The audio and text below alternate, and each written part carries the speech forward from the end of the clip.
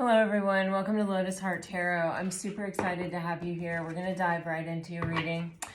I think I'm going to do the 3-month reading tomorrow. We'll have to see what tomorrow brings.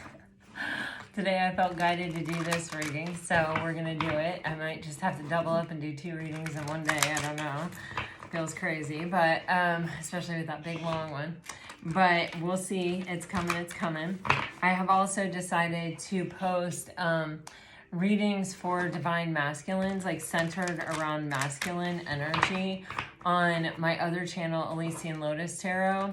I just am not able, because of my technological challenged self, to start another channel. Like, I can't seem to do it.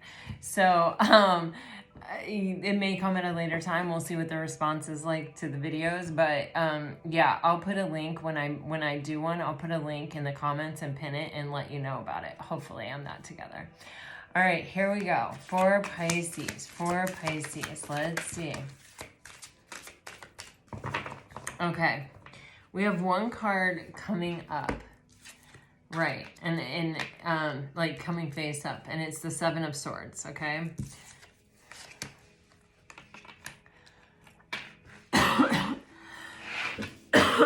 Sorry. I feel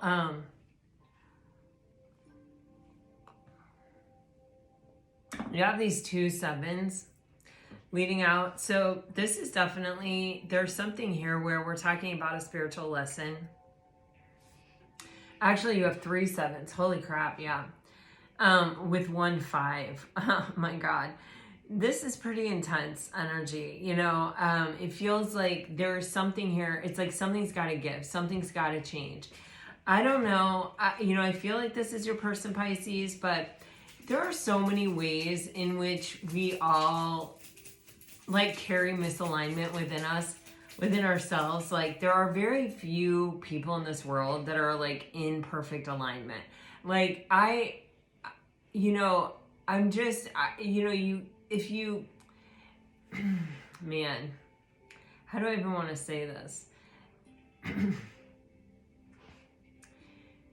You know, sometimes you'll like take an action, or you'll say something, or you'll do something, or even you'll think something, and you're like, man, where did that come from? That's not in alignment with me. You know, like, even if you like wish another person harm, or, you know, you're driving down the highway and somebody cuts you off or does something dangerous, and you get all worked up and you flip them off, and you know, you kind of have that reaction, or have a reaction to it, and you're like, man, that is really not in alignment with, you know, who I'm trying to be or what energy I'm trying to channel right now. That could be something that we're talking about. Like, it could be something so, what feels really kind of insignificant is like, overall, like 95% of the time I'm doing great, but this one, you know, there just seems to be these few things that really trigger me into this kind of anger response. And I've been looking at anger a lot. Anger is something that I never felt free to feel, you know? I just always saw it as like lower vibrational, and like, you know, in my spiritual quest. And then before that, I just saw it as something that immature people do. And, you know, so it just was like frowned upon. Like, I was just not raised to ever get angry or show anger. But it's funny because I was kind of raised in an angry environment. But that's neither here nor there. The thing is, I have had a weird relationship with anger, I would say. I don't want to call it weird, but I've just had a really like, where it's like not okay to be angry kind of thing. And so I've been looking into like what anger is, or like exploring anger as an idea or a thought. Just, I don't know why I felt called to do that. And it's been really interesting, because when we have these moments of anger, or when we feel anger, like a lot of it goes all the way back to a sense of not being in control, of things not going the way that you think they should go. And, you know, and it's like, you know, you think about the road rage incident that I was just talking about, and it's like, that person shouldn't have done that. Well, maybe they shouldn't have done that. You know, maybe that's,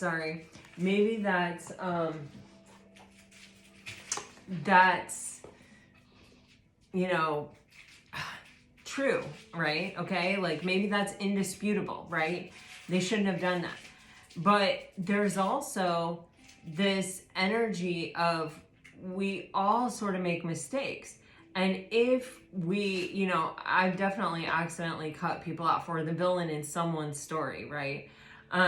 If we take that on in the form of anger, if we allow ourselves to kind of go there, or it's not even allow ourselves to go there, it's okay to have an anger response. It's okay to be like, man, you put my life in jeopardy. You know, my life means something to me, and you driving like that, you know, put me in harm's way, and I'm angry about it, you know? But it's as with all emotions, it's like the most important thing when something like that pops up is being able to observe it, being able to say, okay, what is that? Where is that coming from? And releasing it. Not carrying it 15 miles down the road and still being like talking about it, calling people and telling them like, this person just cut me off, or you know, harboring this anger, or following that person and being like, they're an idiot, they drive like an idiot, they just changed lanes and they didn't put their blinker on, and sort of obsessing over it and letting it really come in. You know, a ship only sinks when it takes on water, right? So if we don't take on the water, we're not gonna sink.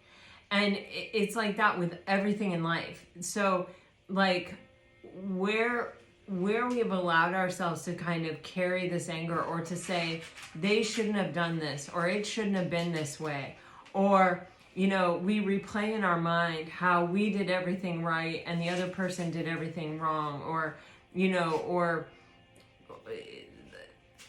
you know, they say like, it's like taking a poison pill and expecting the other person to die, right? That's what we're doing to ourselves. That's the kind of conflict. Those are the kind of misalignments that we're creating within ourselves when we take on that water. And we don't just instead say, you know, man, that sucks. I'm thankfully nothing terrible happened. I forgive that person.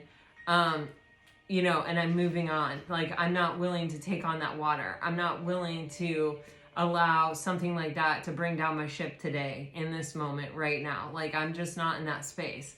And then what happens is we observe it, we feel it, we acknowledge the feeling, we name the feeling, and we let it go. And then we're not 15 miles down the road still angry about it, still watching the person, still judging that person, criticizing that person. All of that kind of energy is not hurting the person who's driving like an idiot. It's hurting us. It's causing bigger and bigger misalignments. It's taking us further away from love or alignment with the highest and best and the abundance of the universe. And, you know, it's that same way with like coworkers. It's that same way with family members. It's that same way with the person at the grocery store. It's the same way with the person at the gas station. It's the same way with the person that cut in front of you to grab your parking spot that you waited for 15 minutes. Like, whatever it is, it's the same way with all those things and all those people. You know, we can either get wound up by the inequity or the injustice or the, you know, should or shouldn't, right or wrong of it. And it's like, you know, I had a really spiritual person in my life. Like, they wouldn't call themselves spiritual. They were just like very salt of the earth.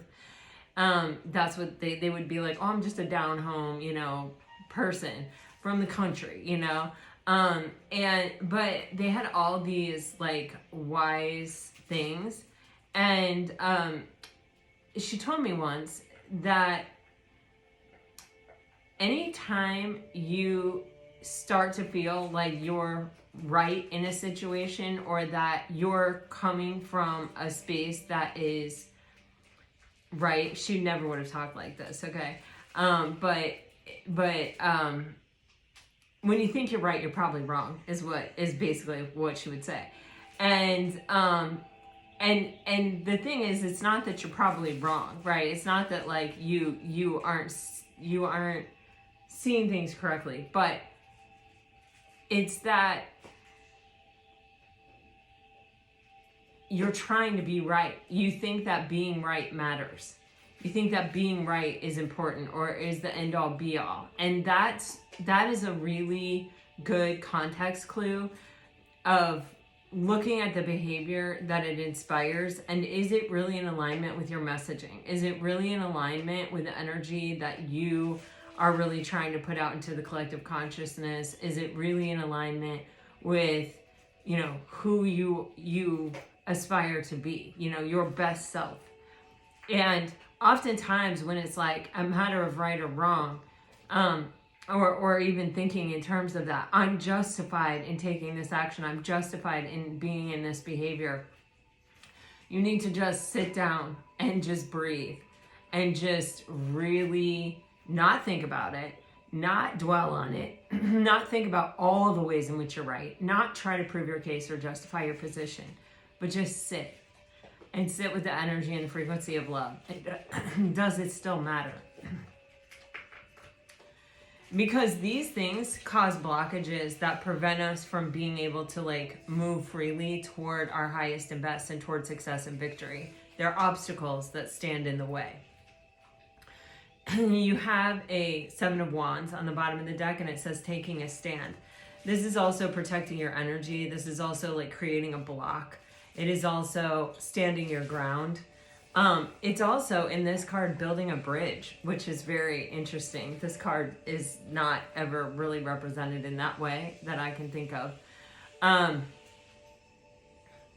But this is almost like rising above all of the material world things that kind of want to get to you or kind of want to stop you or slow you down or prevent you from... I don't want to say that they're trying to prevent you from, but it is a challenge. And through those challenges, we change, right? So, you know,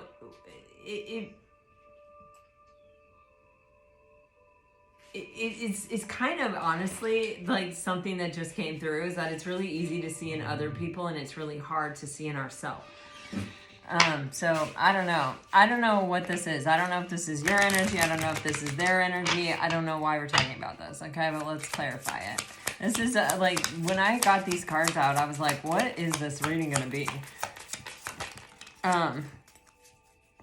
So I'm just seeing where it goes.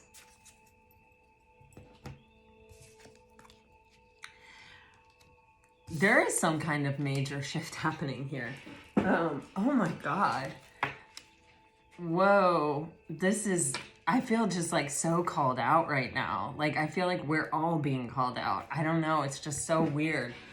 The energy that I feel right here, it's like everyone, like no one is immune. Like, that's the energy I'm getting. It's like, this is for everyone.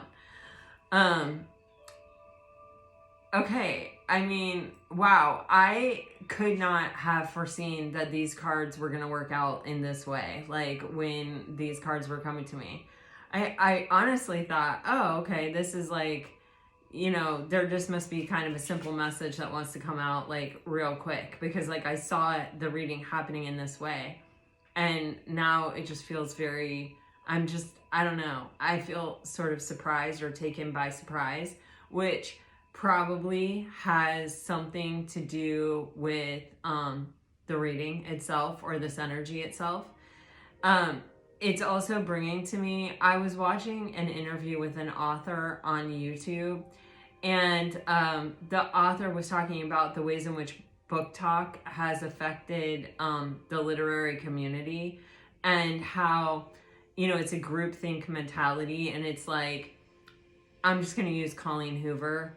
I'm sorry if you're a fan of Colleen Hoover. I read one of her books once, and I just thought it was the most horrific writing I have ever read in my life. I was just like, this is just the most pointless piece of crap I've ever read. And I don't like to talk that way about anyone's art, but like, wow, I just thought it was awful. But I mean, it's resonating. She's a New York Times bestseller. She has sold millions and millions and millions of books. There's movies being made from her books. And this guy used Colleen Hoover as an example, and he was just like, her writing is trash. Like, it's the worst writing in the world. And he was like, and there's a lot of books that are being elevated by TikTok. And he was like, you know, the thing is, they have a hook, they're catchy, they get your attention, they keep your attention. And he was like, but people are really looking to be entertained. and they're not necessarily looking to like expand their mind or search for deeper meaning in things. And unfortunately, there's a lot of good authors out there right now, which there are. I'm telling you guys, I've read like 125 books this year, and they're all pretty contemporary, and I have not read anything less than like a 3.5-star book this year. They've all been amazing. There are so much good literature out there right now. Like, holy moly, is there good writing out there. And anyway, anyway, he was saying all these people are, you know, now editors, now publishers, all of it is being geared toward, you know, what cover is going to attract book talk, what like storyline is going to attract book talk. Like, things are being written to be sold, and and that is very unfortunate for like the artisan, right? It's kind of like how you know, Walmart came and took over, and all the local little shops went under because like my grandma lived in a very small town in the Midwest, and they had this rich downtown. Like, whenever I would go there as a little kid and stay with her for the summer, we would go shopping downtown like it was this big deal. And Walmart came to town, and every single one of the shops went under. And I think there was one that held on for kind of a while, and my grandma would always buy everything there, but Walmart eventually put them under. But Walmart was fast, it was cheap, it was, you know, you could get everything you wanted under one roof. It just like, it was like, you know, the way that they had so many stores, they could offer lower prices and bargain and this and that. And it's just, it's like so much of our world has sort of become this way. And there's less emphasis on individuality, and there's less emphasis on,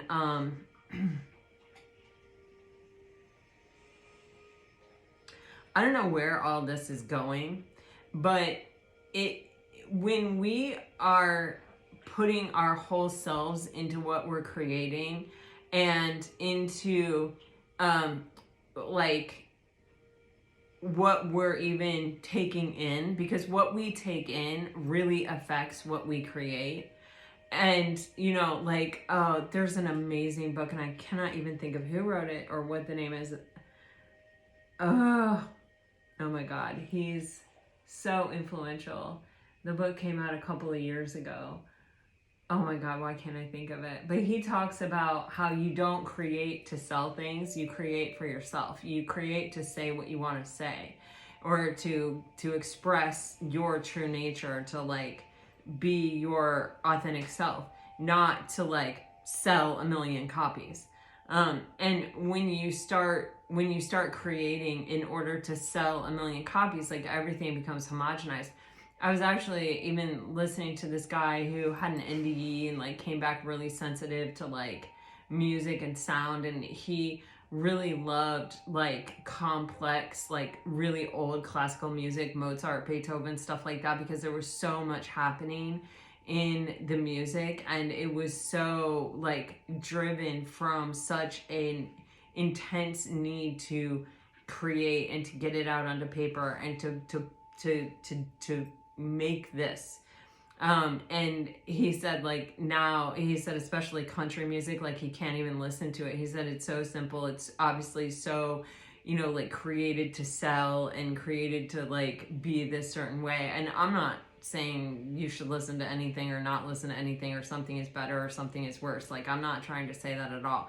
But I am trying to say that there is some intention here and that's coming through in this reading, of, like, when you're trying to be like everyone else, or you're allowing yourself to just kind of get sucked into the wave of, well, this is what's popular, this is, you know, what like these people think and say, and so I'm going with that, or this is a way of becoming misaligned, and missing it. Right? Because we are affected by what we're taking in. We are affected by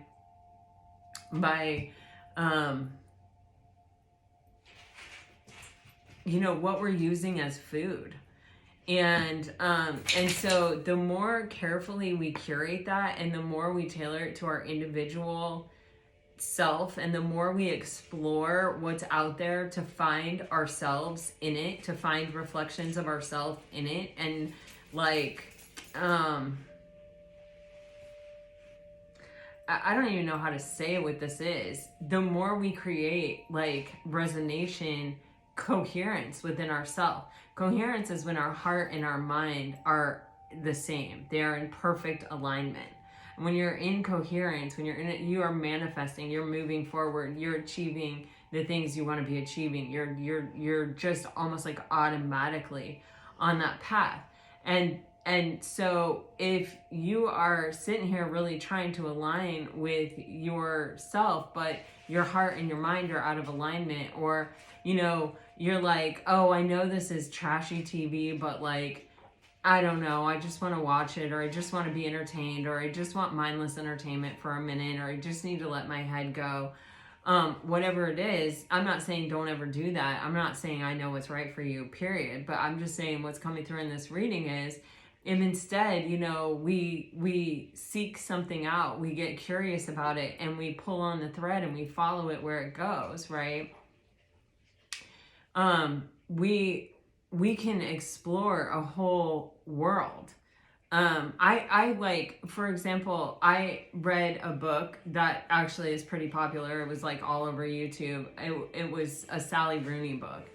And I loved it. She's Irish. And so all the quotes, or all the dialogue in it was Irish. Like, I mean, it's English, right? But they say things in different order, and they have different words. And I loved it. I loved being in that world. There was something about that was like unlocking something in me.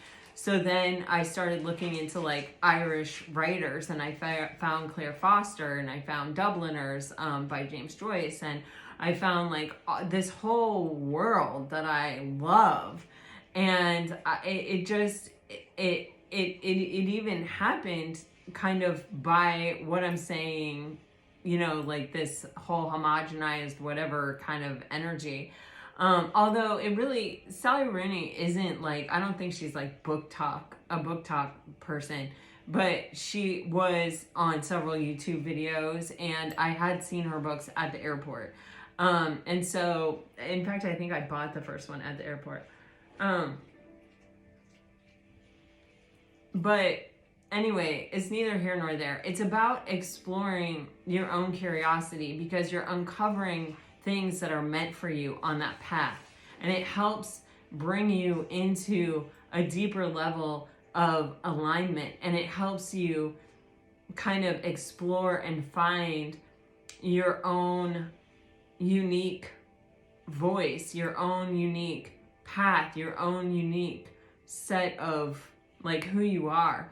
I think this is like basically sort of giving me, you know, society sort of like wants us all to be the same, and wants us all to learn the same way, and think the same way, and go the same way. And wouldn't it just be easy if we were all like that and we just went in that direction? But we are intentionally made to not be that way. We are intentionally made individually. We are part of a collective consciousness, and like we are the same, and there is much more same about us, but we are intentionally thinking different ways. We are intentionally seeing things differently. We are intentionally moved by different things, inspired by different things, guided in different directions. There's a purpose and a point for that. We're not supposed to all go in the same direction. Like, it's just giving me that. Like fish swimming in a school, and like one is going the other way, or five are going the other way. Anyway, I don't know, but the emotional intimacy, in order to have emotional intimacy, you have to know yourself. You have to be really freaking in touch with yourself. You have to, it's not only that you have to be emotionally open, but you have to be able to name what those emotions are and where they're coming from. You have to, there's, you know, as like for deep emotional intimacy with another person, especially, but emotional intimacy with yourself is a deep, rich exploration in and of itself. But, you know, when it comes to another person, you know, if I'm trying to communicate to you, that you're making me feel a certain kind of way by doing something, but I'm not in touch with myself enough to say to you, this is how what you're doing is affecting me, or, you know, what, however it is, that's the right quote unquote way to say that. I don't know. I'm lost in some place right now. Then I'm going to get angry. Everything is going to be expressed in a way that doesn't value it, in a way that doesn't accurately represent it, that in a way that doesn't do anything positive or make anything good. And then if I walk away from you without resolving this, and I'm walking away and I'm thinking about it, I'm going to only get angrier, and I'm only going to think in terms of I was right. You know, because we couldn't communicate to one another to have a deeper level of understanding with each other, to truly break through that level, you know, into a deeper level of intimacy, of understanding each other on a deeper level. You know, we are stuck on this surface plane where all we can do is get angry and walk away from each other and sit in our position and stew in how right we are, which is pretty cancerous and is going to eat you from the inside out. A relationship like that is death, right? It's going to kill you. It's not going to help you grow and explore and become something better or bigger than what you are. So, wow, I don't know where this is coming from, all right? But whatever. Now we have the Five of Wands here with this inner work energy. The only blockages, the most effective way to clear blockages in our relationships, in every aspect of our life, is to clear them within ourselves. You know, the Five of Wands for me oftentimes represents a blockage between the heart and the throat chakra. And this seems to be what I feel like is really the center of this reading, is communication here, like being able to express ourselves, being able to like build bridges instead of being that's your side and that's my side, and you know, I'm right and you're wrong, or whatever it is, and then stewing in how right we are, which will kill you. Okay, there's this energy here of, it says heal yourself first. You'll attract what you are. Okay, let me try. I don't have my glasses, but heal yourself first. You'll attract what you are. Choose partners that want to grow with you. That's what this card literally says. This Five of Wands card says test of courage. Like, holy crap. So, you know, not only, like, here's what we need in a partner. We need them to also be as willing as we are to do the inner work. You know what I mean? To heal ourselves. You cannot heal another person. You cannot make the choice to heal for another person. You can't show them that, like, this is the right way to be. And you can't even, honestly, one of the deepest things I found in life is that we can't think that we know what is right for another person. We just can't, because we don't. Because who are we to even think that? How arrogant, how gross, honestly. It's such a turnoff. To think that we know what's better for another person, absolutely not. I try to always tell you guys, like, you know, I know this from my own experience, and this is what's worked for me. I don't know that it's going to work for you. I don't know that, you know, I don't think the same thing works for everyone. I've definitely found that out trying to make things that work for other people work for myself that don't work for myself. So I don't think that just because it worked for me, it will work for you. All I'm saying is, you know, this is what I've discovered, and I offer it to you as a fellow spiritual being having a human experience who believes we're all just walking each other home and we can benefit from each other's knowledge, you know? So that's where, whatever, you know what I mean? I don't know. But, and I don't know why this like right, wrong thing is just coming out very strongly in this reading. Like, it keeps showing it to me in those terms. So this thing is like, maybe it's even like where you think you're right, or where you think you're usually right or always right, or where you think you typically know better or do better than other people. That might actually be somewhere that you want to look. you know, that you want to kind of go to and reevaluate. Not in a way of like, I might be wrong, or I should look for a different way to do things, or coming in. Maybe you go to that spot and you look at it and you go, no, I really like my positioning. I really like where I'm sitting. That happens to me a lot when I think, well, maybe I need to reevaluate this. You know, we don't want to like automatically become deeply entrenched in any way in our life. This is a constant journey of change. And the ability to change, and the ability to open up to new ideas and new thoughts and new ways of doing things, and to try that and to see how that feels, see how that works, you know. It's a glorious thing to be a spiritual being having a human experience. We're like Ferraris, you know. We're incredible. What we are capable of is absolutely astounding. And so many people don't ever find it out because they're not willing to try other things. They're like, oh, this is the way I do it, and I do it like this. Like, we all know those people, you know? When my kids had to learn Common Core math, I don't know if you guys are familiar with this, but Common Core math is like literally insane. They draw like a picture. It's like these lines, and then they cross them like this, and they go 1, 2, 3, 4, 5, 6, 7, 8, 9. It's like a way of doing multiplying like huge numbers and stuff. It works, but I like having my kid come home with this. It was like nothing I'd ever seen before. I was like, no, it's just easier to memorize your multiplication table, carry all that knowledge around with you, and do your math like that. It works. I've done it my whole life like that. But you, with your multiplication table, cannot multiply like 392,852 by 479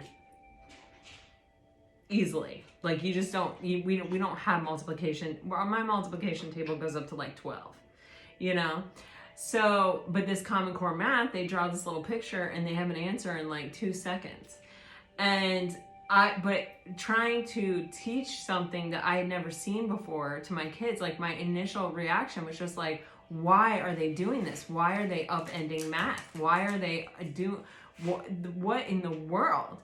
And, but then, so I watched YouTube videos on how to do it. And once I figured it out, I was like, holy crap, who figured this out? This is genius. Oh my gosh, you know? And, I was helping my kids with their Common Core math, you know?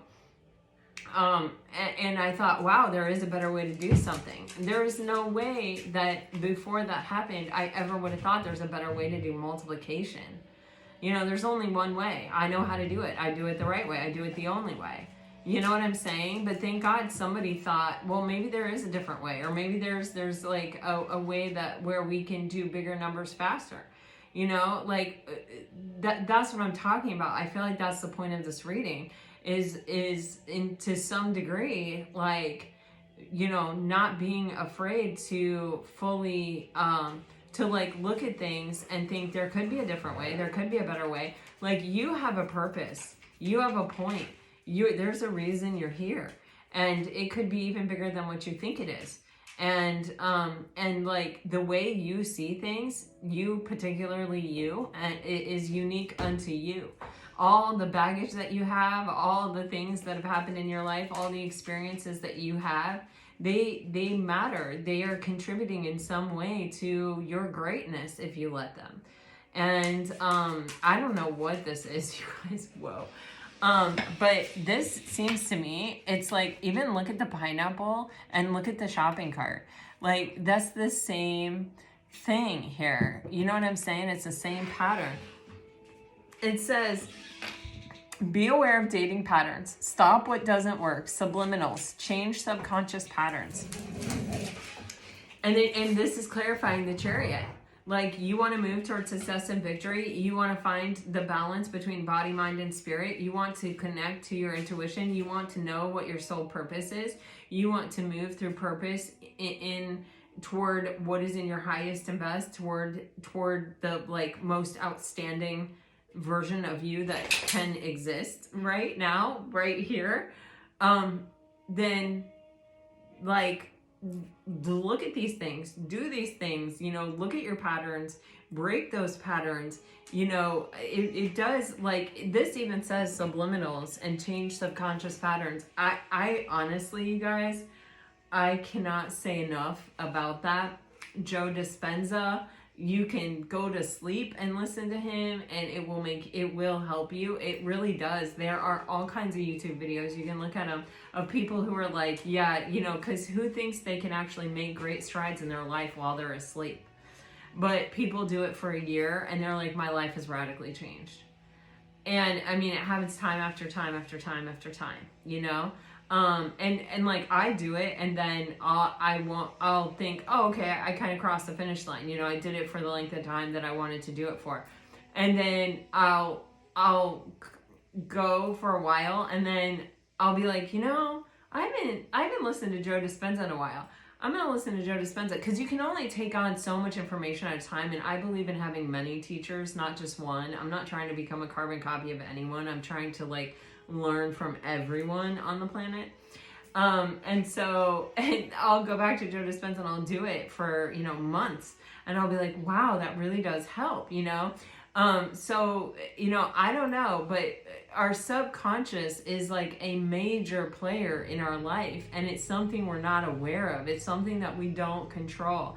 It's something that, you know, affects the choices that we make every day, but we're like not cognizant of it. We're not thinking about it. We're not going, well, my subconscious is giving me this information, and so no. So we can have a bunch of junk clogging up our subconscious, and it can be clogging up our life and creating these obstacles and these misalignments and keeping us stuck and keeping us from this energy, right?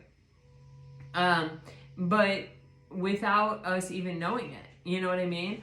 And I just got, when I was telling you that with the Chariot, this is finding your life partner. You know, this is like, I'm finding the equal opposite of me who is in the energy of doing the healing work, who is in touch with themselves emotionally, and who isn't afraid of, you know, being who they really are, and knows who they really are to show me who they really are. You know, I don't even know, but this is like, the Chariot is the masculine and the feminine energy. I don't mean man and woman. I'm not saying anything like that. I'm saying masculine and feminine energy that can match each other stride for stride. That energy of reception and the energy of action that propels us forward towards success and victory. You know, and it is guided by a higher level. It is guided by a spiritual essence, like our connection through our crown chakra to the divine, right? So anyway, you know, you have to be that energy in order to have that energy, right? I think it's even Joe Dispenza that says, write down the list of characteristics that you want in your person and become those characteristics. And then automatically that person will come to you. So, right. Guys, you know, also I'm getting, you know, when we purge like this, when we clear this kind of energy out, when we do this type of work and this type of looking at ourselves, this is like in preparation for the final phase. This is like, I am turning myself into a lean, mean fighting machine, because I'm about to get in the ring.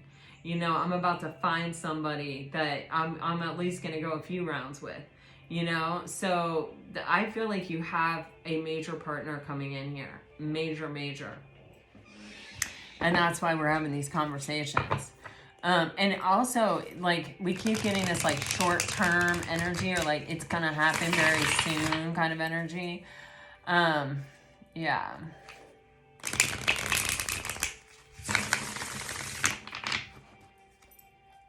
This is like, get yourself here and then protect it.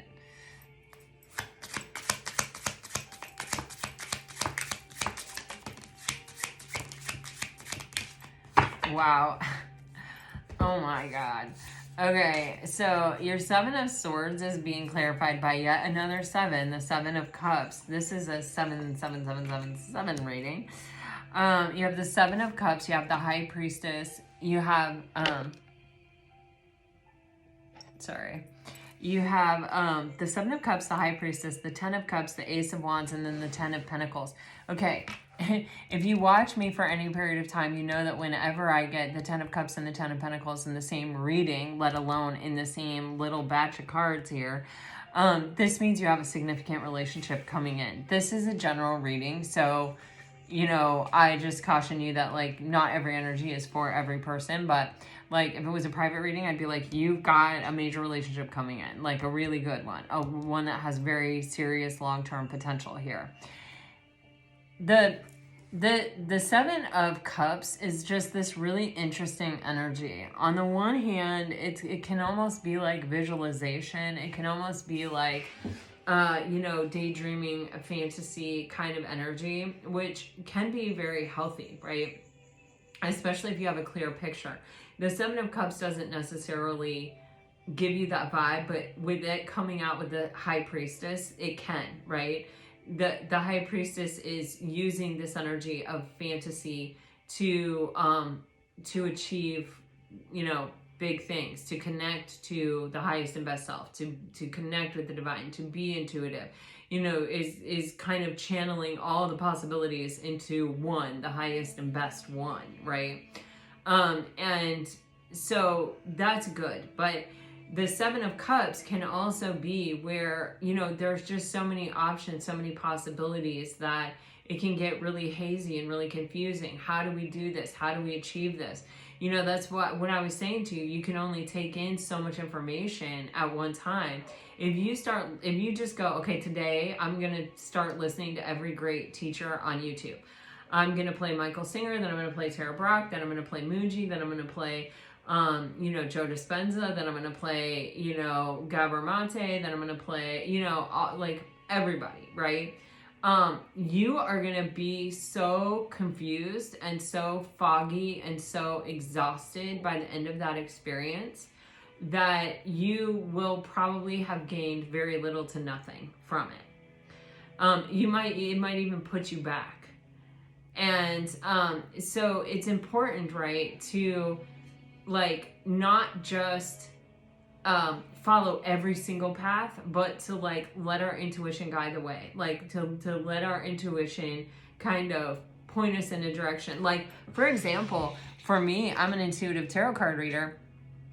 If I get the Ten of Pentacles, or if I have the Ten of Pentacles coming out a lot, I will sit and I will look at the Ten of Pentacles and I will see, where is my eye drawn? What is gathering my attention? I just, in this moment, noticed that there is scales in the Ten of Pentacles. I've never seen that. I've never known that, but I'm seeing it. And we're in Libra season, and I'm a Libra, and the scales represent Libra. And I just was talking to you about the short term and not the long term. And it's also the 10th month. And I don't know, like all of a sudden, like this whole thing is opening up for me. So it's not about looking, it's not always about, you know, taking on every option. Well, it could be like this. Well, it could be like that. Well, it could do it like this. Well, maybe this is important. Well, maybe that. Well, da-da-da-da-da. It's about focus. And it's about having a singular picture and a singular idea, especially with this Ace of Wands and especially with these two tens. Wow, this is powerful energy, you guys. If you want this, claim it. If you want this, don't get wrapped up in all the possibilities, or like, I don't know what the person looks like, I don't know what they sound like, I don't know where they're coming from, I don't know where I'll meet them, I don't know. Don't let your brain take you there. You just focus on the fact that, man, this might be the day that I meet that person. I know it's coming, I know it's here, I know it's coming soon. It could be today. It could be right now. I could walk in this coffee shop where I'm about to get my coffee, and I could just stumble into the person of my dreams. That could happen. As you take that on, that energy or that viewpoint on, I actually see that, like, you create a ton of opportunities for the universe to actually put the person in your path, for it to actually happen. The more you're looking at everything as an opportunity, the more opportunities appear. It's kind of crazy. But this is, I feel like it is something, this is you getting in alignment with yourself, within yourself, in order to become in alignment with this huge relationship that wants to come in. Okay. I don't even want to take all these cards. I am just going to briefly look. Okay, well, wow.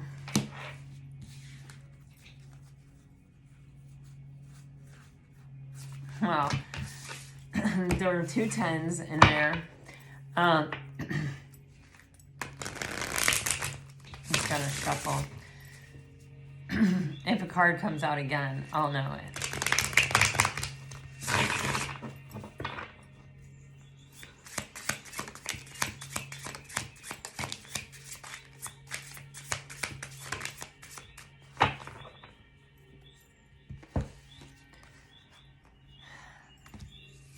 Another 7. You have the 7 of Wands for the second time. How many 7s are we up to? 5. 5 7s. I mean, this is a spiritual thing. It feels like doing spiritual housekeeping, like cleaning out your spiritual house, getting balanced, body, mind, and spirit. There's something coming in that is so big for you.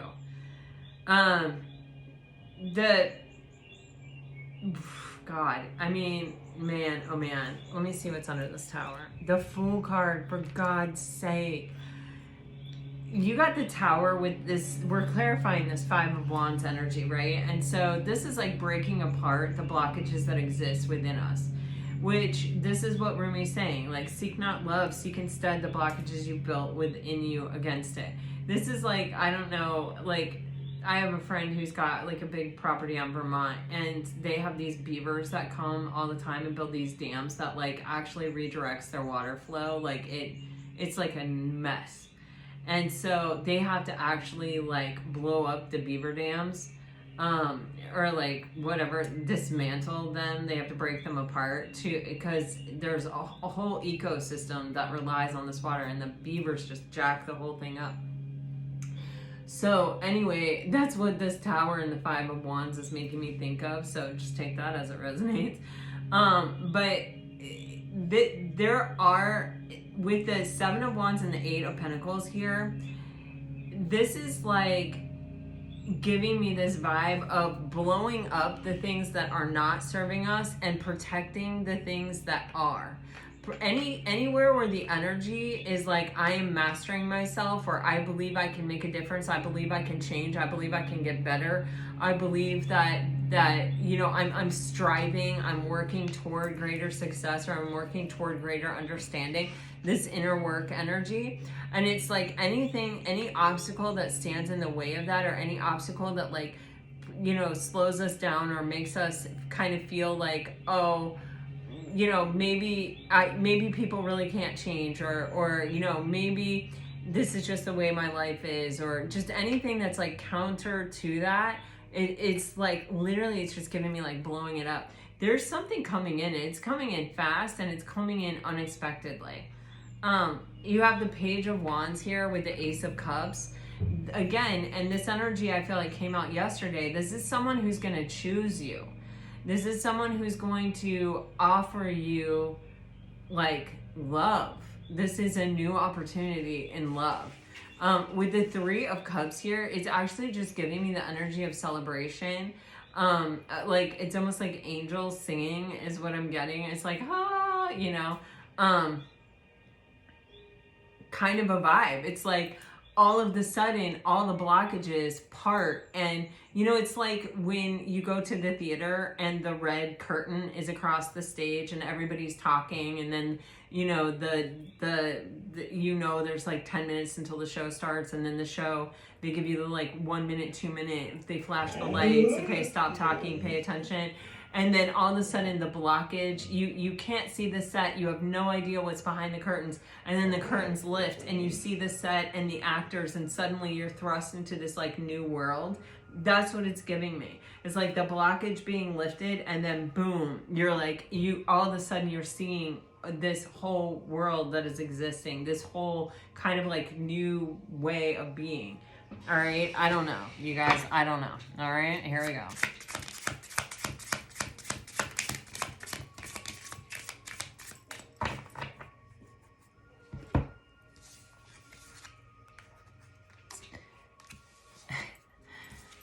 remember how I said,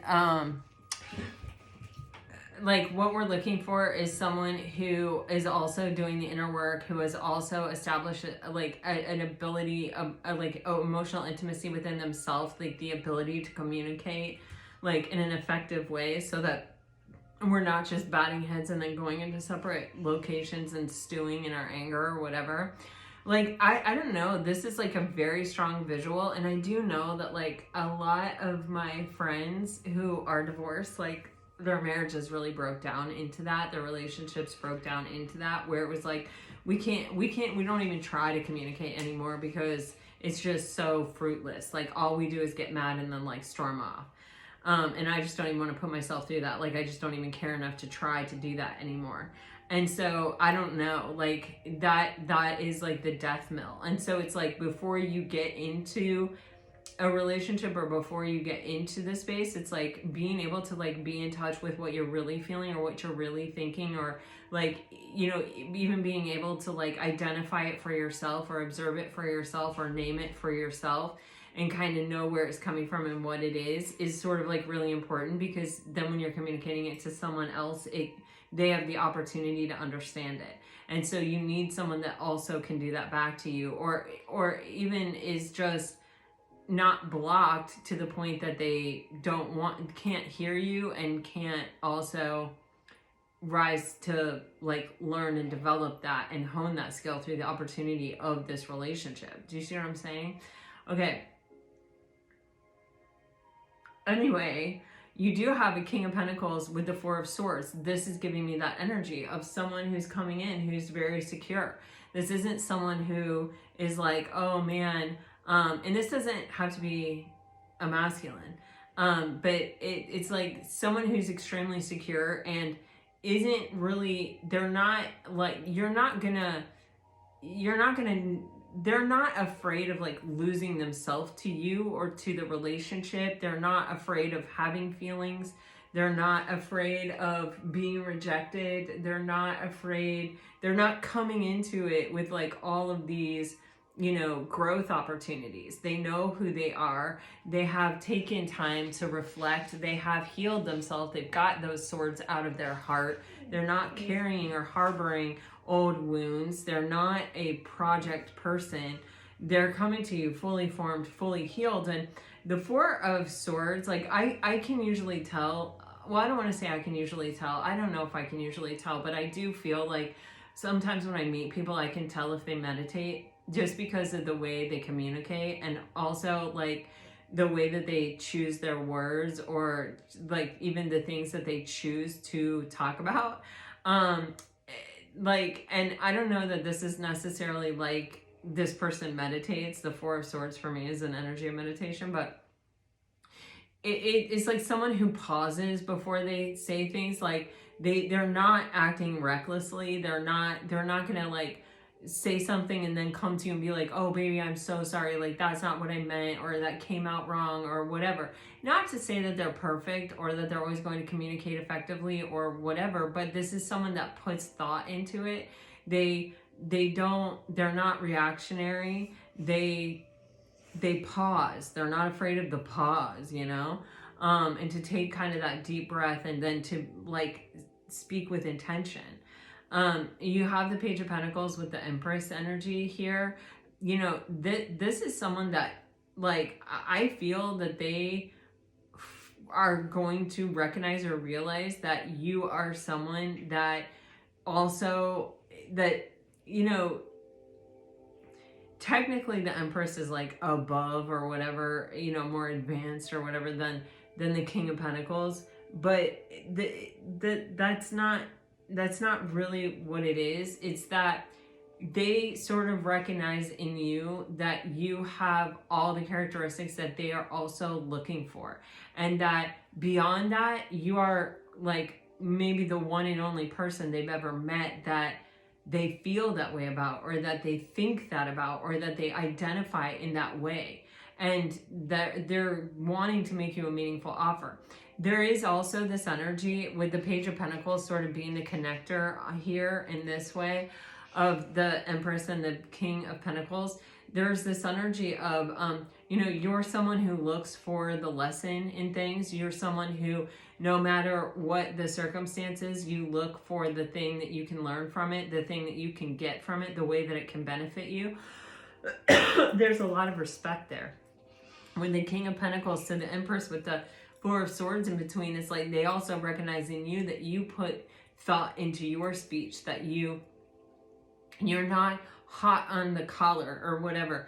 Like if they say something that hurts your feelings or something like that, you don't respond by like throwing a fit and getting angry and not being able to communicate it. You also take a pause and think about it and come in a solid way to them, you know, in a way that doesn't inflict pain. And, you know, yeah, it's actually like, I care about how what I'm saying to you will be received. Like, I do not want to cause you any harm or any pain. I don't want to be the source of something, of swords that you have to eventually then remove from your heart.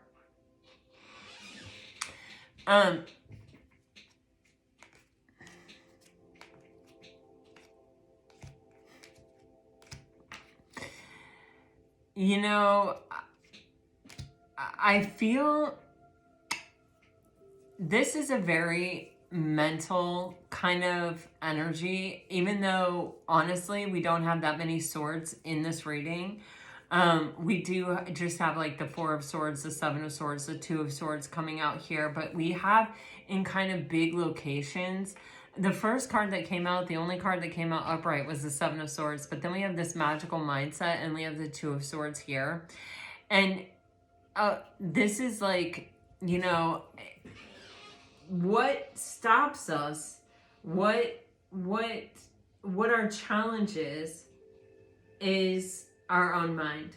You know, are we protecting ourselves? Are we saying, you know, sometimes the Two of Swords can kind of give me the impression it's like, you know, someone that wants to be in the echo chamber. They only want to hear the things that are the messages that are in alignment with what they already believe. Like if you try to introduce them to a new idea, or if you know, like the Common Core math, and I, you know, for a great period of my life, I was kind of like this. Well, I wasn't kind of like this, I was like this. Where it's like, oh my gosh, if you don't do it my way, like, I don't have time for this. And like, if you don't believe what I believe, you know, then like, oh my God, you know, I don't have time for this, you know? I can't, like, that's just so wrong on so many levels. I can't even look at it. I can't even think about it. But life has been, one of the biggest, like, things that I think has probably triggered me to like open to like more ideas and more thoughts and more ways of being, is just all the times that I've been wrong, you know, that I have like learned a new thought, learned a new way, like the Common Core math, you know, like my instinctive reaction was like to shut down, or I have shut down, and then like, you know, my kids were like, but we have to learn it, but we're gonna take a test on it, and we have to show our work, and we have to understand it. And it's like, okay, I'll learn it, I'll figure it out, I'll help you out with it. You know what I mean? You need me to, so I'll do it. And then it's like, wow, this is actually sort of smart. You know what I mean? I can see the wisdom in it. You know, and gradually over time, I am much less to have the initial reaction of, oh, this isn't how I think, or this isn't what I want. Well, I'm not going to pay attention to it. You know what I mean? I'm way more like open, like, oh, well, let me hear what you have to say and let me think about that. Let me meditate on it. Let me sit with it. Let me see what that does to me to like think about that. Let me see how, you know, let me take it in and like see what I think, you know? And there is this recognition sort of that with the other here, you know? And I do think that like Pisces typically are much more like that than Libras. Like Libras are very like, you know, I know what I think, I know how I feel, I know what's right, I know what's wrong. Then I think Pisces are automatically sort of more interested in perspectives. So, you know, you may find that like you haven't necessarily always been that way in your life, or you're not really aware of ways in which you are like that. But so we could be talking about a different person here. But anyway, with the Two of Swords, this is like, you know, letting that go, surrendering it. You know, that white, she's wearing white, and it's just giving me that white flag energy of surrender, of, you know, I let this go. I let this need to protect myself. I let go of this need to like be right. I let go of this need to, you know, have it sort of like be the way that I think it is, or it has no value or something like that. Like I'm way open to the idea and the thought that like this is a huge expansive universe. There has to be so many other thoughts, other ways, other things that are valuable, other things that are true. I don't know. Anyway, let me get you guys some messages. What a weird reading. Here we go.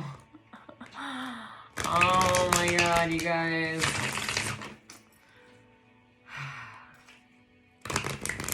I thought this was going to be like a quick and easy reading. Like when I got these cards, I was like, oh, this message can't be very deep. Like, there's no way. These cards aren't very deep, but here we are. All right, if we're dealing with a water sign, I don't want to let you down. You will always be my secret love, controlling, and I won't let you go. If you are dealing with a fire sign, honest. Wow, I almost said nostalgia. So, passion. I still feel moved by you, and my karmic story is ending. This, I feel like, is a really powerful time for you, Pisces. Like, I truly feel, I mean, you got the Ace of Wands, the Ten of Cups, the Ten of Pentacles, the Ace of Cups. There's a lot of things completing and a lot of new beginnings. And this is like, it feels like spiritual, you know, house cleaning. All right, if you're dealing with an earth sign, you have excited, you have I am choosing you, you have resentment, you have I am ready for more than just text. You deserve more, and I'm trying to figure things out. There's a lot of messages there. There may be a real desire to communicate, or someone may be really, like, could even be like typing messages and then erasing them kind of energy. All right, if you're dealing with an air sign, you have I can't walk away. I'm sorry I triggered you. I'm sending you telepathic messages. I don't want to miss my chance with you, and stuff. All right, Pisces, this is what I have for you, this wild and crazy message. I hope it helps. I hope it brings you some peace and clarity. If it does, let me know. Please, please, please, please, please don't leave me out here hanging, being like, wow, what a weird reading. Anyway, oh my God, if you don't know me by now, you're never gonna know me. I don't know, it's a song. Anyway, all right, this is what I have for you. Until next time, guys, all my best. Always, always, always. Bye-bye.